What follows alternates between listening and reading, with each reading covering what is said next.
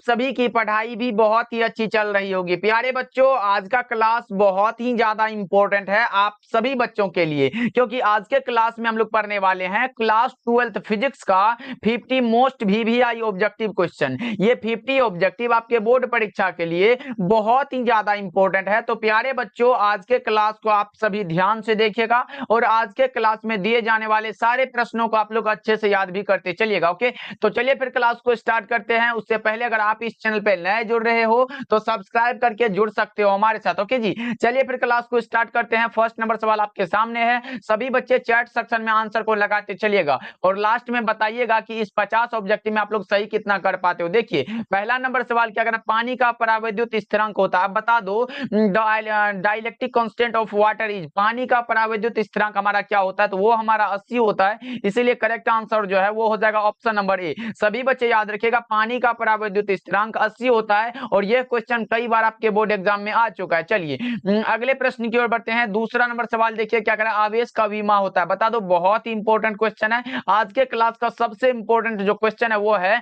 आवेश का विमा क्या होता है। तो the dimension of charge is, आप लोगों ने एक फॉर्मूला पढ़ा है कि सर धारा आई बराबर जो होता है वो क्यू बटा में टी होता है, क्यू बटा में टी होता है। क्यू हमारा क्या है, तो चार्ज, हमको चार्ज निकालना है तो क्यू बराबर आप लिख सकते हो आई टी। आई हमारा धारा है, धारा को हम लोग एम्पियर में लिखते हैं तो हम लोग ए और टी लिख सकते हैं। कौन सा ऑप्शन में दिया गया है, तो option number A is the correct answer. Option number A is the correct answer of this question, याद रखिए आप लोग, बहुत इंपॉर्टेंट है। ओके, चलिए तीसरे नंबर सवाल की ओर बढ़ते हैं। तीसरा नंबर सवाल देखिए आपके सामने, ये रहा, बताना इसका सही जवाब क्या होगा।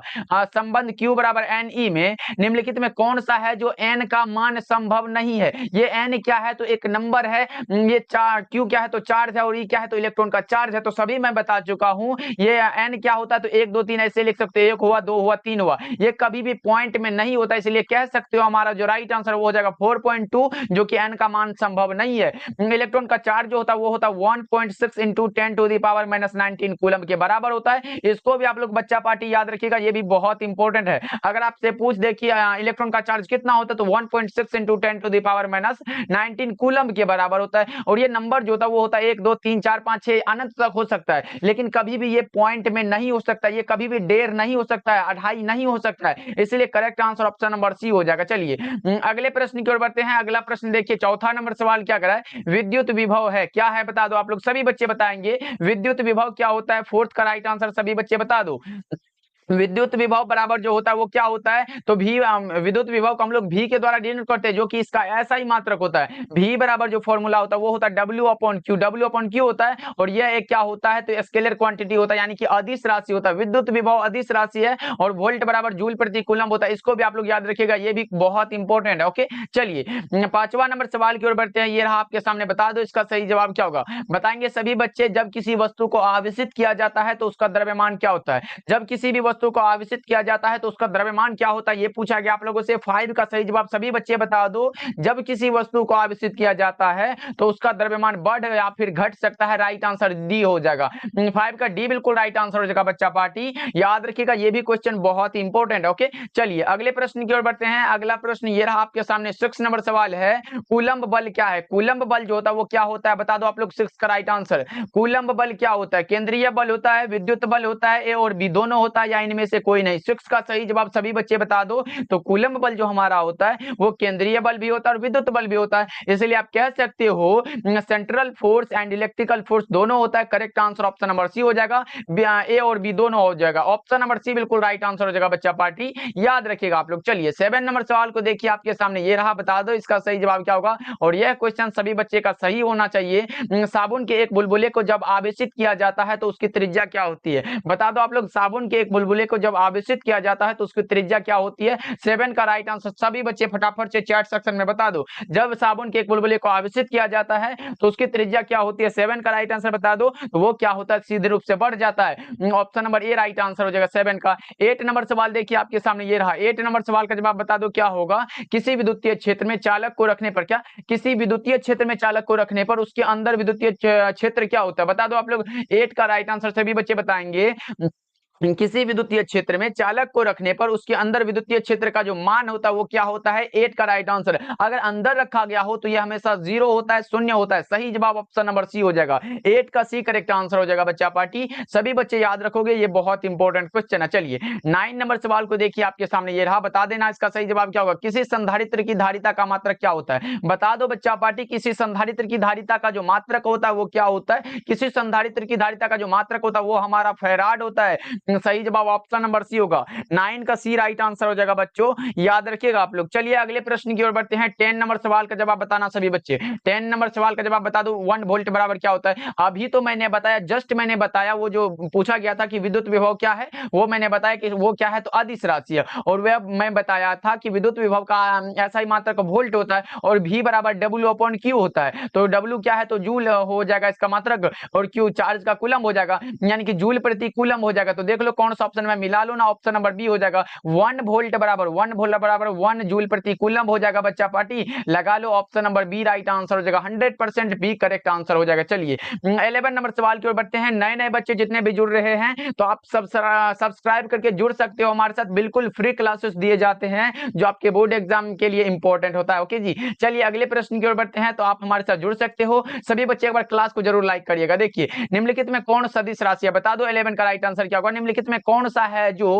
वेक्टर क्वांटिटी है? वे पूछा गया, which of the following is a vector quantity? बता दो आप लोग। ये विद्युत क्षेत्र की तीव्रता हमारा वेक्टर क्वांटिटी है, राइट आंसर बी होगा। विद्युत विभव भी मैंने बताया अदिश राशि है, विद्युत आवेश भी अदिश राशि है, और आवेश का पृष्ठ घनत्व भी क्या है, तो अदिश राशि है, यानी कि स्केलर क्वांटिटी है। चलिए 12 नंबर सवाल को देखिए आपके सामने, ये रहा 12 नंबर सवाल। मात्र 50 ऑब्जेक्टिव है बच्चा पार्टी। सभी बच्चे ध्यान से देखना और सारे प्रश्नों को याद करते चलना। देखो निम्नलिखित में किस राशि का मात्रक वोल्ट प्रति मीटर होता है? वोल्ट प्रति मीटर विद्युतीय क्षेत्र का होता है बच्चा पार्टी, पढ़ चुके हो। ऑप्शन नंबर डी होगा। और भी एक चीज होता है, न्यूटन प्रति कूलम भी होता है और विद्युत वोल्ट प्रति मीटर भी होता है। इसको भी आप लोग याद रखिएगा। 13 नंबर सवाल देखिए, विद्युत धारिता का मात्रक क्या होता है? ये तो आसान सा, विद्युत धारिता का मात्रक फैराड होता है। करेक्ट आंसर क्या लगाओगे? ऑप्शन नंबर बी हो जाएगा। ऑप्शन नंबर बी बिल्कुल सही जवाब हो जाएगा। तो क्या लगाओगे? Option number B. ये न्यूटन किसका है? तो ये बल का है, तो ये हमारा नहीं होगा। वोल्ट किसका है? तो विद्युत विभव का है, या फिर विभवांतर भी कह सकते हो, ये विभवांतर का है, तो विभवांतर का ये भी नहीं होगा। एम्पियर किसका है? तो ये धारा का है, तो ये भी नहीं होगा। फैराड होगा, right answer option number B हो जाएगा। चलिए 14 नंबर सवाल देखिए आपके सामने, ये रहा, बताना इसका सही जवाब क्या होगा। 14 नंबर सवाल है, नीले रंग के लिए कार्बन प्रतिरोध का कलर कोड कितना होता है? नीले रंग के लिए पूछा गया है, तो मैंने ट्रिक बता दिया है, तो अब गलती तो नहीं होगा आप लोगों का। बीबी रोय जीबी किसके लिए? बीबी रोय जीबी। अब दिख लो यहाँ से, 0 होगा, 1 होगा, 2 होगा, 3 होगा, 4 होगा, 5 और 6 होगा। तो देख लो नीले रंग के यानी कि ब्लू के लिए पूछा गया, 6 लगा सकते हो। Option number D correct answer है बच्चों। ये ब्लैक है, ब्राउन है, रेड है, ऑरेंज है, येलो है और ग्रीन है और ब्लू है। तो याद रखिएगा सभी बच्चे, कॉपी में नोट कर लो इसको। चलिए 15 नंबर सवाल देखिए आपके सामने, ये रहा 15 नंबर सवाल है, कार्बन प्रतिरोध के हरे रंग के कोड का मान क्या होता है? कार्बन प्रतिरोध के हरे रंग के कोड का मान अगर आपसे पूछा गया है, तो अभी मैंने बताया हरा रंग किस में आया था, बता दो एक बार। बीबी रोय, यहाँ लिख लो बीबी रोय जीबी। देख लो ग्रीन मतलब हरा होता है, यानी कि यहाँ 5 हो जाएगा, राइट आंसर सी हो जाएगा। ऑप्शन नंबर 0 से स्टार्ट करना, 0 1 2 3 4 5 हो जाएगा ना। ऑप्शन नंबर कौन सा होगा? तो सी हो जाएगा करेक्ट आंसर। चलिए अगले प्रश्न को देखते हैं। 16 नंबर सवाल है, प्रतिरोधों के समानांतर क्रम में निम्नलिखित में कौन सी राशि समान रहती है? समान रहने वाला हमारा एक ही तो है, वो है हमारा पोटेंशियल डिफरेंस, यानी कि विभवांतर होता है। Option number A correct answer है। 16 का ए हो जाएगा। 16 का ए सही जवाब है बच्चों, याद रखिएगा। 17 नंबर सवाल देखिए क्या कह रहा है, विद्युत हीटर में जिस तत्व का व्यवहार किया जाता है, जिस पदार्थ का उपयोग करते हैं, वो हमारा नाइक्रोम होता है। ऑप्शन नंबर डी आपका सही जवाब हो जाएगा। विकल्प डी जितने भी बच्चे लगाए हो सही जवाब हो जाएगा बच्चा पार्टी, याद रखिएगा। चलिए 18 नंबर सवाल देखिए आपके सामने है, धात्विक चालकों का ताप बढ़ने पर उसका प्रतिरोध क्या होता है? अगर धात्विक पूछे, धात्विक चालकों में अगर पूछा गया हो तो वो क्या होता है? बढ़ जाता है।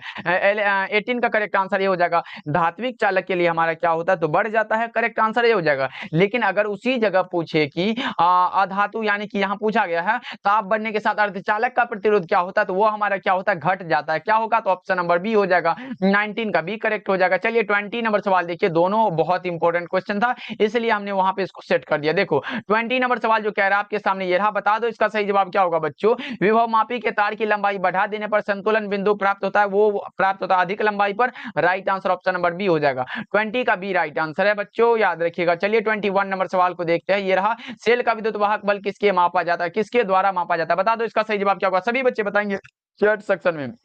सेल का विद्युत वाहक बल कितना किसके द्वारा मापा जा सकता है? बताएंगे 21 का राइट आंसर क्या होगा, बता दो। तो वो हमारा विभव मापी के द्वारा मापा जाता है। तो राइट आंसर कौन सा होगा? ऑप्शन नंबर डी होगा। इलेक्ट्रोमोटिव फोर्स को जो मापते हैं वो विभव मापी के द्वारा मापते हैं, तो डी होगा करेक्ट आंसर। चलिए अगले प्रश्न की ओर बढ़ते हैं। आज का क्लास तो हिंदी और इंग्लिश दोनों मीडियम वालों के लिए है, तो बच्चों एकदम बहुत अच्छे से याद कर लो। एमीटर का प्रतिरोध कितना होता है? एमीटर मैंने बताया था, अगर सिर्फ एमीटर हो, अगर सिर्फ आपके सामने क्या हो? एमीटर हो, तो आप कहना कि सर ये क्या होता है कि बहुत कम होता है। सिर्फ एमीटर हो तो बहुत कम होता है। अगर आदर्श एमीटर हो, आदर्श एमीटर रहे तो 0 होता है, और आदर्श वोल्ट मीटर रहे तो अनंत होता है। तो यहाँ सिर्फ एमीटर है तो बहुत कम लगाओ बच्चों। ऑप्शन सी सही जवाब हो जाएगा। 23 नंबर सवाल देखिए आपके सामने ये रहा। बता दो लोहा कैसा होता है? तो लोहा लोह चुंबकीय होगा। लोहा कैसा होगा? तो लोह चुंबकीय होगा बच्चों। ऑप्शन नंबर सी बिल्कुल सही जवाब हो जाएगा। 23 का करेक्ट आंसर सी होगा। सभी बच्चे लगा लो। ओके चलिए 24 नंबर सवाल देखिए आपके सामने। 24 नंबर सवाल है, विषुवत रेखा पर नमन कोण का मान कितना होता है? ये तो बहुत इंपॉर्टेंट है। विषुवत रेखा पर नमन कोण का मान पूछे, या फिर चुंबकीय पृथ्वी के चुंबकीय ध्रुव पर नमन कोण का मान पूछे।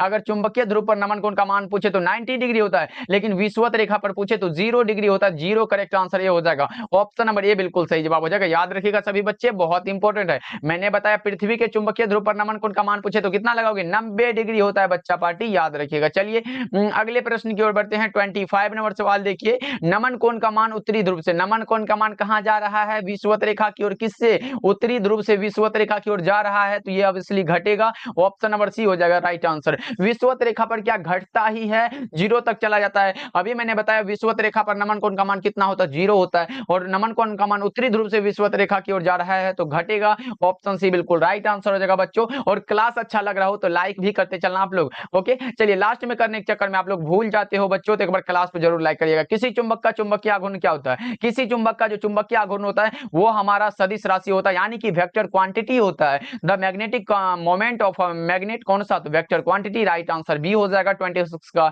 27 नंबर सवाल आपके सामने ये रहा। बता देना इसका सही जवाब क्या होगा। 1 हेनरी बराबर क्या होता है? 1 हेनरी बराबर क्या होता है? वो होता है हमारा 1 हेनरी बराबर जो होता है वो क्या होता है? 10⁻³ मिली हेनरी होता है। मिली हेनरी होता है। कौन सा ऑप्शन में दिया गया? Option number A right answer है। 27 का करेक्ट आंसर ये होगा। चलिए 28 नंबर सवाल देखिए आपके सामने।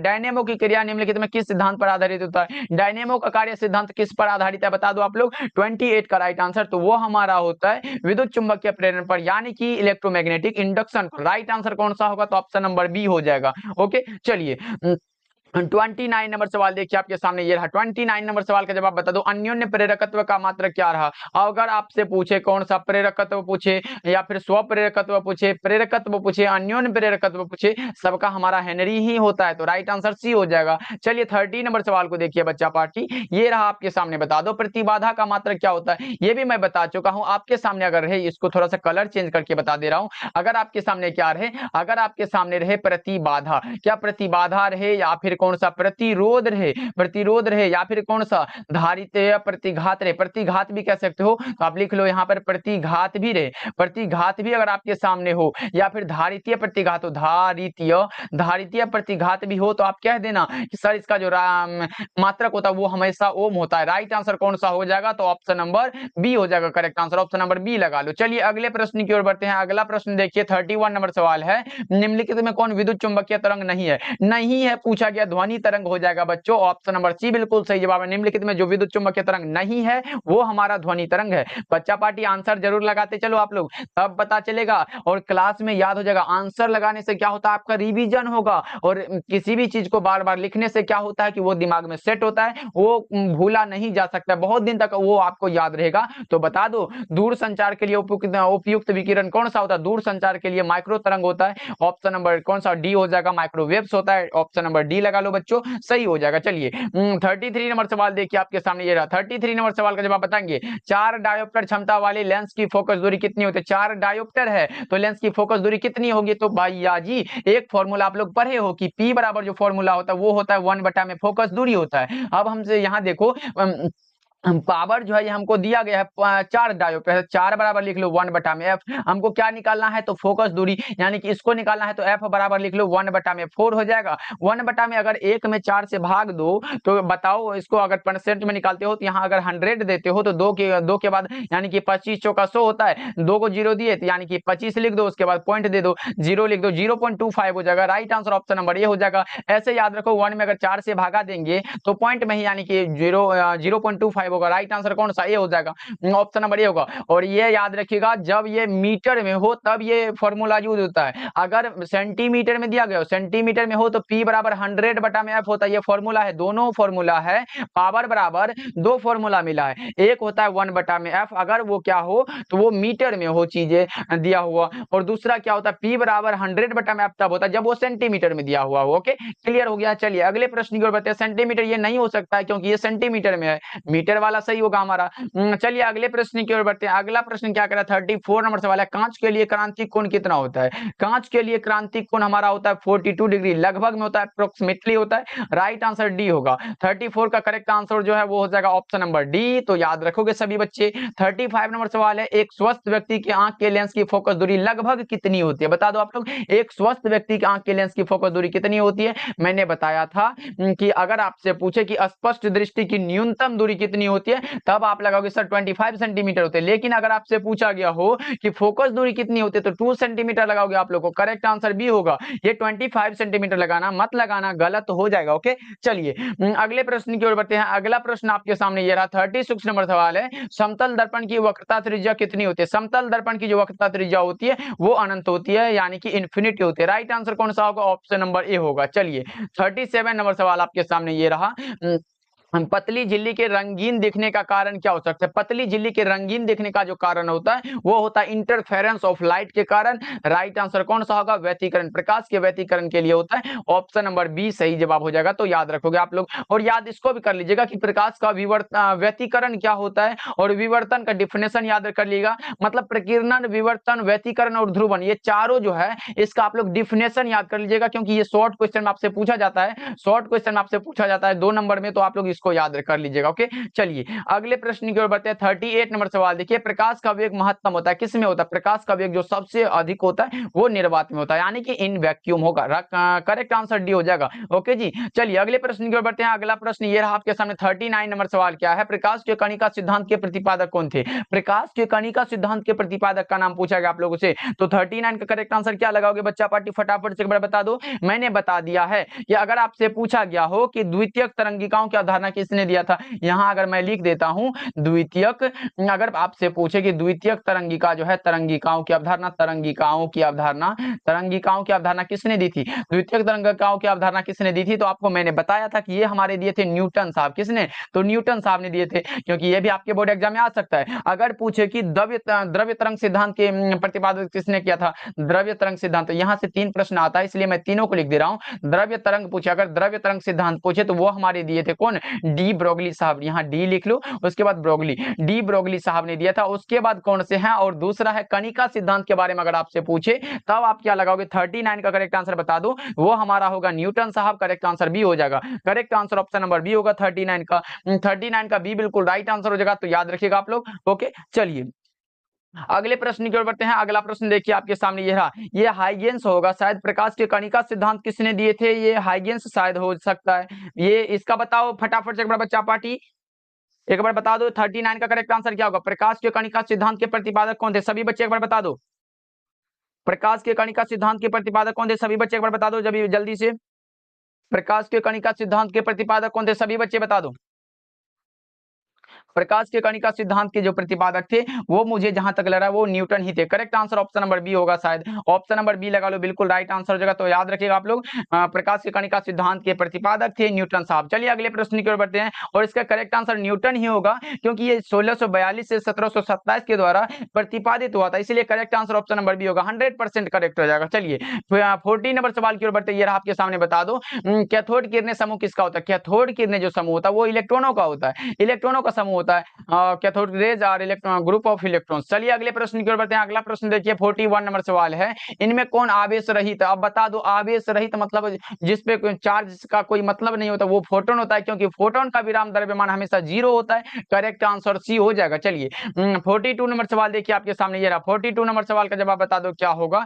मिलिकन की तेल बूंद विधि द्वारा ज्ञात किया जाता है इलेक्ट्रॉन का क्या? मिलिकन की तेल बूंद विधि द्वारा ज्ञात किया जाता है, क्या ज्ञात किया जाता है? तो इलेक्ट्रॉनों का क्या ज्ञात किया जाता है? आवेश। ऑप्शन बी राइट आंसर हो जाएगा। चार्ज ज्ञात किया जाता है बच्चों, याद रखिएगा। एक भी प्रश्न में आपको नहीं चाहता कि आपको गलत बता दूं और आपके बोर्ड एग्जाम में आपका गलत हो जाए, इसलिए सारी चीजों को समझा के पढ़ाना पड़ता है। चलिए अगले प्रश्न की ओर बढ़ते हैं। अगला प्रश्न क्या करा आपके सामने ये रहा, बता दो इसका सही जवाब क्या होगा? 43 नंबर सवाल है, हाइड्रोजन स्पेक्ट्रम की कौन सी श्रेणी अवरक्त भाग में नहीं पड़ती है? बता दो इसका सही जवाब क्या होगा? हाइड्रोजन स्पेक्ट्रम की कौन सी श्रेणी है जो अवरक्त भाग में नहीं पड़ती है? नहीं के लिए हो तो वो लाइमन सीरीज होता है। Right answer option number D होगा। 43 का correct answer option number D हो जाएगा, तो सभी बच्चे याद रखिएगा। चलिए 44 नंबर सवाल आपके सामने ये रहा। 44 नंबर सवाल का जवाब बता दो, एक सरल सूक्ष्मदर्शी से बना हुआ प्रतिबिंब कैसा होता है? एक सरल सूक्ष्मदर्शी यानी कि आपसे पूछा गया सिंपल माइक्रोस्कोप के द्वारा जो प्रतिबिंब बनता है वो बनता है काल्पनिक और सीधा। करेक्ट आंसर बी होना, ए होना चाहिए। 44 का correct answer option number A हो जाएगा, तो सभी बच्चे याद रखिएगा। ओके चलिए 45 नंबर सवाल आपके सामने ये रहा, बता दो इसका सही जवाब क्या होगा? निम्नलिखित में कौन सा सही है? द्विआधारी के लिए पूछा गया, तो 12 सब में है, तो 12 का निकाल के देख लेते हैं, सही हो जाएगा हमारा। अगर 12 का निकालते हैं तो 2 छक्का 12 होता है, 0 कुछ नहीं बचा, 0 लिख दो। फिर 2 तिया के 6 होता है, 0 बचा, कुछ नहीं बचा। फिर उसके बाद अगर 2 एकम 2 लिखो तो 1 हो जाएगा, 1 हो जाएगा। मतलब 1100 किस में है? 1100, ये नहीं होगा, ये भी नहीं होगा और ये भी नहीं होगा, होगा ऑप्शन नंबर ए। 1100 है, ऑप्शन नंबर ए लगा लो, करेक्ट हो जाएगा। चलिए अगले प्रश्न की ओर बढ़ते हैं। अगला प्रश्न क्या करा? 46 नंबर सवाल है, दाता अपद्रव्य परमाणु की संयोजकता कितनी होती है? दाता अपद्रव्य परमाणुओं की जो संयोजकता होती है वो कितनी होती है? 46 का राइट आंसर बताएंगे सभी बच्चे,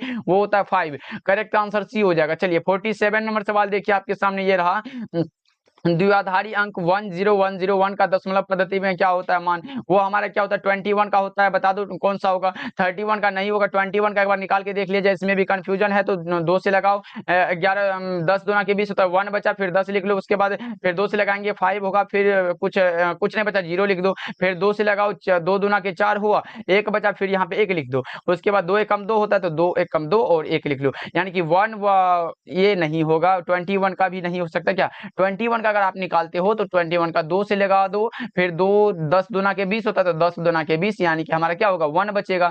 फिर अगर 2 से लगाओ, 2 पंचे 10 होता है, तो नहीं, 1 नहीं बचा, 0 लिख लो। फिर 2 दूना के 4 होता है, तो यहाँ पे क्या होगा? 2 दूना 4, हमारा 1 बचा तो 1 यहाँ पे लिख दो। उसके बाद क्या होगा? 2 एकम 2 होगा, तो यहाँ कुछ नहीं बचा, 0 लिख लो, यानी कि 10101 कौन सा? तो हमारा 21 का ही निकल के आता है। ऑप्शन नंबर बी बिल्कुल सही जवाब हो जाएगा, तो सभी बच्चे याद रखिएगा। चलिए 48 नंबर सवाल देखिए आपके सामने क्या कर रहा है, डायोड का उपयोग करते हैं। डायोड का उपयोग जो करते हैं वो करते हैं रेक्टिफायर की तरह दिष्टकारी की भांति। राइट आंसर सी हो जाएगा 48 का। चलिए 49 नंबर सवाल को देखिए आपके सामने ये रहा, बता दो पी प्रकार के अर्धचालक में आवेश वाहक कौन होते हैं? पी प्रकार के अर्धचालक के लिए पूछा गया, तो वीवर यानी कि होल होता है, जिसको आप लोग छिद्र भी बोल सकते हो, छिद्र ये भी होता है, आपके बोर्ड एग्जाम में आया हुआ है, इसलिए करेक्ट आंसर बी हो जाएगा। चलिए अगले प्रश्न को देखते हैं। 50 नंबर सवाल है, किसी बिंदुवत स्रोत से परिमित दूरी पर तरंगाग्र कैसा होता है? किसी बिंदुवत स्रोत से परिमित दूरी पर जो तरंगाग्र होता है वो गोलाकार होता है। ऑप्शन नंबर ये होगा, स्फेरिकल होता है। ऑप्शन नंबर ये लगा लो, तो सही जवाब हो जाएगा। तो चलिए बच्चा पार्टी, आज का क्लास आपको कैसा लगा कमेंट करके बताइएगा, और आज के क्लास में इस 50 ऑब्जेक्टिव में आप लोग सही कितना कर पाए ये भी कमेंट करके बताइएगा। मिलते हैं फिर अगले